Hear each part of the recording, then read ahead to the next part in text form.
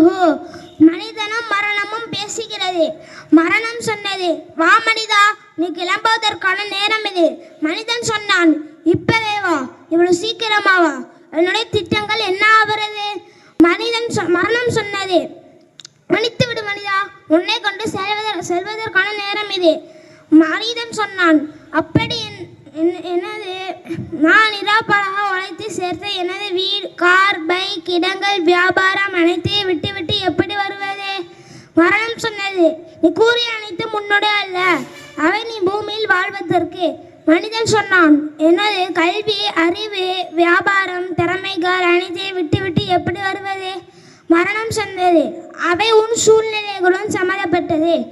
மனிதன் சொன்னான், அப்படி என்றால் தள்ளாத வயதில் மற்றவர்களின் ஆதரவை எதிர்பார்க்கும் தாய், தந்தை, பாசம் நிறைந்த மனைவி, உற்றார் உறவினர் அனைத்தையும் விட்டு எப்படி வருவது? மரணம் சொன்னது, அவர்கள் உன் இதயத்துடன் சம்மந்தப்பட்டது. மனிதன் சொன்னான், எனது பலமிக உடல் மற்றும் ஆரோக்கியம் அனைத்தையும் விட்டு எப்படி வருவது? மரணம் சொன்னது, அது இந்த மண்ணுக்கு சொந்தமானது. மனிதன் கண்களின் கண்ணீரோடு கொன்றான், என்னுடைய என்று எதுவுமே இல்லையா?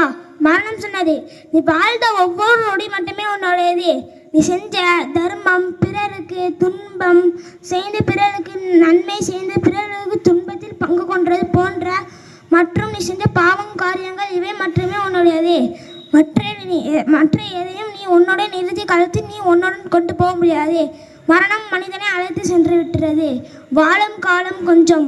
மனிதா, நீ மாறிவிடு, உன் மர்மையை வாழ்விற்காக மாறிவிடு.